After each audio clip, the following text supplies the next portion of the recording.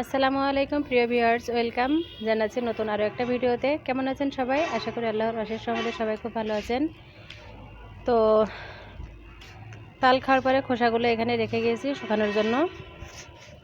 আর এখানে গতকাল দেখেছিলাম যে ময়লা জমা ছিল, তো এখানে আমি ঝাড়ু দিয়ে পরিষ্কার করে নিয়েছি, কারণ এখানে জান্নাতে একটু খেলা করবে এই জন্য।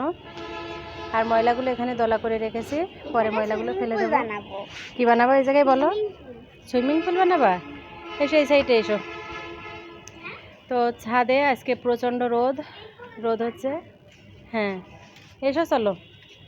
তো ছাদে বেশি সময় থাকা যাবে না, রোদের ভেতরে আমি কিন্তু এটা পরিষ্কার করে নিলাম।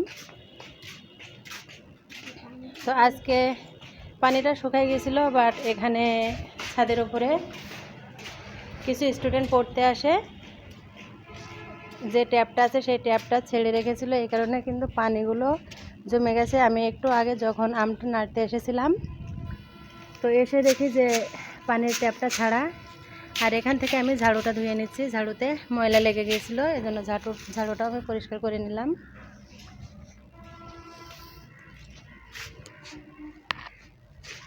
তো এখানে আমগুলো শুকাতে দিয়েছি, 2 রকম আচার এখানে। আর মাঝে মধ্যে এসে 1 ঘন্টা পর পর এসে হাত দিয়ে দিতে হবে।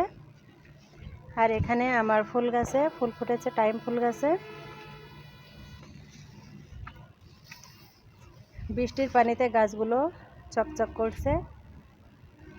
এখানে আরও একটা টবে বেশ কয়েকটা ফুল ফুটেছে।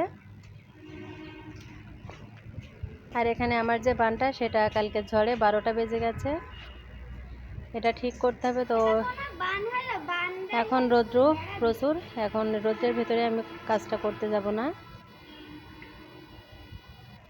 আর এখানে জান্নাত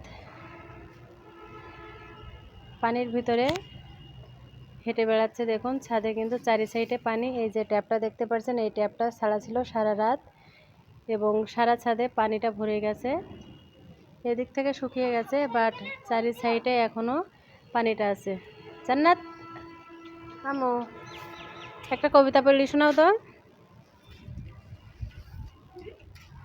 একটা কবিতা পড়ে শোনাও তো। তো এখানে আরও একটা গাছে ফুল ফুটেছে অনেকগুলো।